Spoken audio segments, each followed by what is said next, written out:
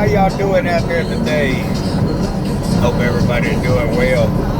This is Pastor Johnny Lucio with Second Chance Ministry. You know, just thinking about some things that I had, a couple of different pastors that I've listened to their message the last few weeks. One was about the counterfeit Christian. The other one was about Wake Up Church. Both very powerful messages. Very interested in what they talked about. And so I just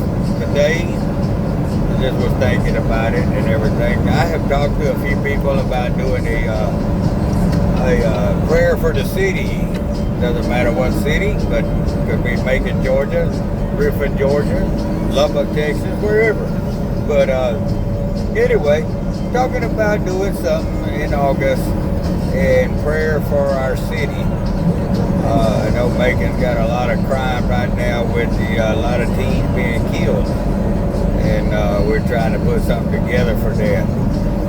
Also, in the last, we'll say about 2 weeks ago, I got a phone call, and it was from a play production called Dead Series About Life, and they're out of Mason, Ohio. And so anyway, we talked to her and everything about doing a show in the Griffin area. So just trying to get some things worked up for that. They'd really like to do it at a school somewhere, but we'll see what the possibility where God would allow them to perform the play at. But before we even get into the play and line that up, I need some men of God, men and women of God, to step up and start helping with this. Start putting their heads together, making some phone calls, and trying to get something going. Because I think that our young people need to see this. I think that our young Christian, our young youth pastors, what I'm getting at, really, really need to be a part of this. But will I get anybody to step up and say, let's do this? I don't know. We tried it in Macon, Georgia, and it went over pretty well. I think that if more people would have stepped up a little bit more and dedicated a little bit more into it, I think that maybe it could have been really, really a positive play, a positive show. And as we're looking at the city of Macon right now, there's been a lot of deaths. And just from the year or so that I've been looking into this city, and seeing a lot of stuff happening, a lot of people losing their lives, young people. I mean, this is a play in the production that could really, really help some of these young people to step up and speak to somebody and get some help that they might need. They might just need counseling. They might be going through some stuff we don't have no clue about, don't even understand. It's a different time in life these days. But how are we going to help our young people when we're not even listening to them?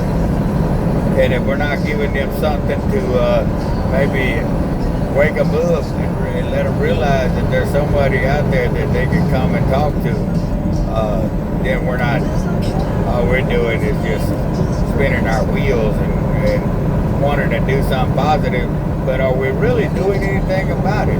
I mean, talking about it is cheap.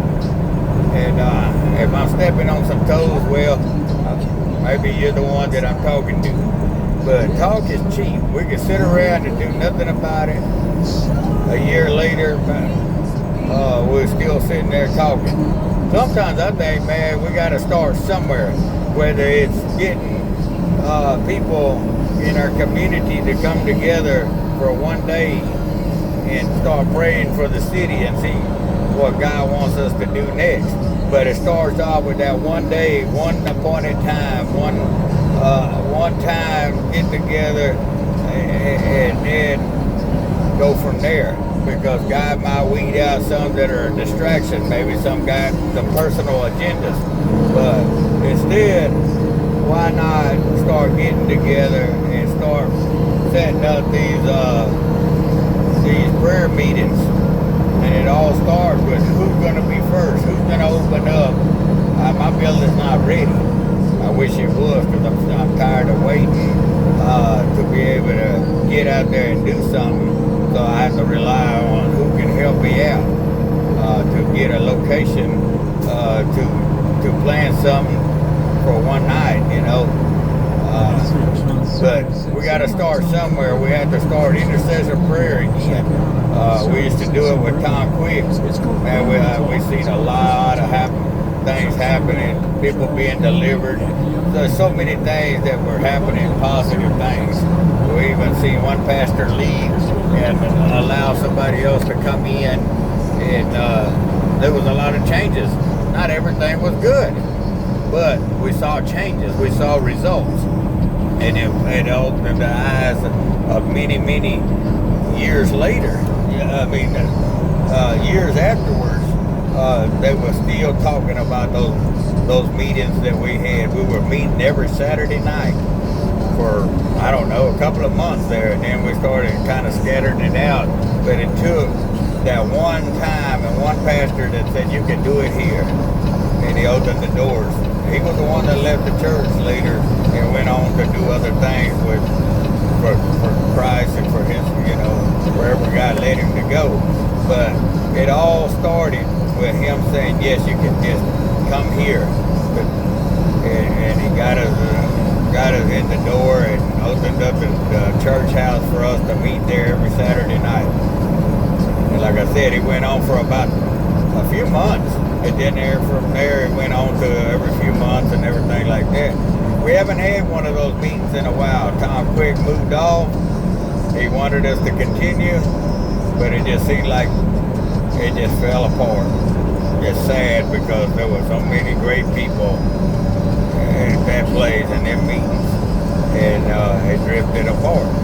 Well, I'm still out here, folks, and I'm still wanting to do it, and I'm still waiting for somebody else that'll step up and say, I'm with you, because I can't do it by myself.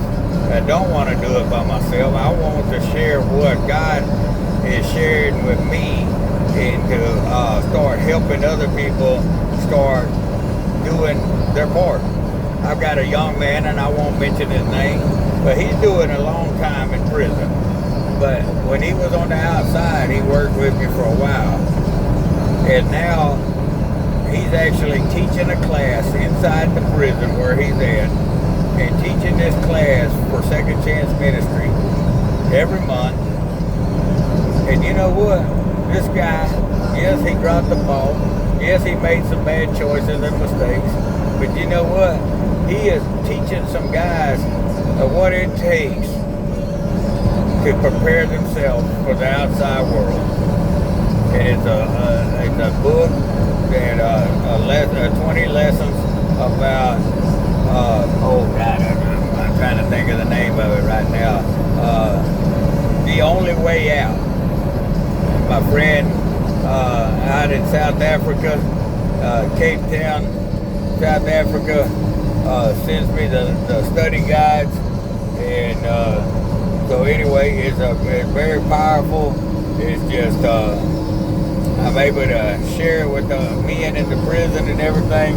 And now I got a young man that's actually teaching the classes from behind bars. I get him the lessons, he teaches them, and you know, he's doing something positive for his community right there, right where he's at. He's allowing God to use him right where he's at. And man, let me tell you, if more and more people would do something like that, step out of their comfort zone and start just seeing what God wants them to do, what an awesome thing that is. But when people step out of their comfort zone and say, look, I'll do it. See, I can't physically be at every prison. And I can't, and even the ones that are the Second Chance Ministry is actually walking into, I can't be at every meeting and everything. So I have to try to find people that can get in there and teach. And what an awesome way now is that I'm actually working with some of the inmates, and they're actually the ones teaching the classes. And all I got to do is just get them the materials, and their chaplains and stuff are approving it for them to teach those classes. Let me tell you, I would like to see it happening in each prison throughout this country. I don't know if that's ever will be possible, but what a deal, what if it did happen? So my message for the night is gonna be, wake up, church, and let's step out there and get out of our comfort zone. And I was just listening to another deal about traditions are dangerous. Yes, they are. The traditions that, we're so used to, there are danger in them, even the good ones. So what I'm thinking about, man, we need to start coming up with better solutions and better opportunities and better ways of making new traditions that work. Real work. Well, that's got to be God's plan, though. That's got to be something God leads us to do and shows us how. Because you know what? I mean, we'll drop the ball like on everything else. But folks, start praying with me, and let's get together and let's pray for our community, and then let's go out there and make a damn difference, man. Let's go out there and start doing what we're preaching. So many people say, man, I want to do this, I want to do that. There's so many things I want to do. Start somewhere. Get with me, and I would help you get started somewhere, because I've got a lot of ideas, but I need the manpower. The money will come. I ain't worried about that. The money that we need for what we need to do it with, it'll come. But first of all, this prayer for our cities and prayer for our community, that's where it's got to start first. So if you're interested, please let me know, and let's start working for something. August just started. We need to do something before the end of this month, somewhere. God bless.